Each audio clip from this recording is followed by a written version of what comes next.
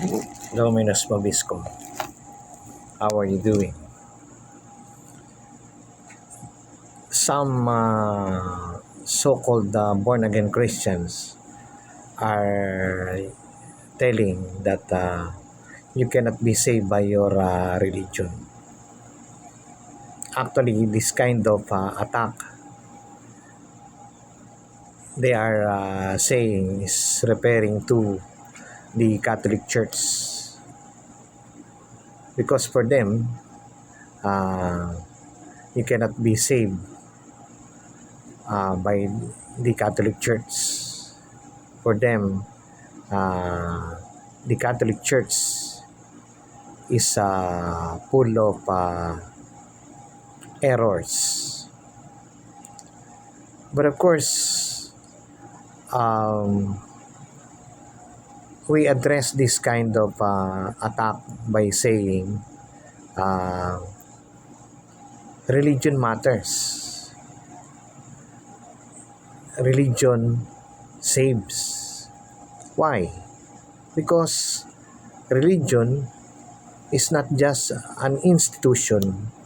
Religion is not just a system of beliefs.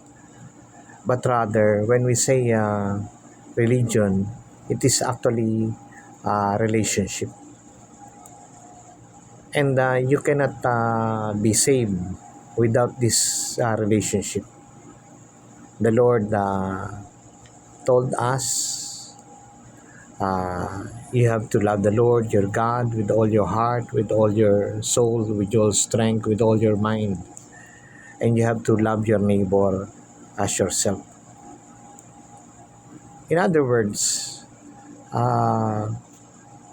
religion is all about relationship. Religion is not just a building. Religion is not just a system of beliefs, of worship, of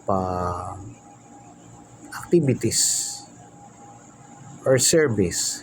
Religion is more than that. Religion is a relationship. That's why our sign of the cross, when we do the sign of the cross in the name of the Father, the Son, and the Holy Spirit, it refers to actually our vertical relationship with God, that we have to love our God with all our minds, with all our souls, with all our strength. And when we also do the sign of the cross, we are also pertaining to the horizontal relationship. We have to love our neighbor we have to love our neighbor just we love ourselves. So the thesis of the born again Christians, that you cannot be saved by your religion, is actually false, because religion matters. Our relationship with God matters. Our relationship with our neighbor matters. We cannot be saved without this relationship.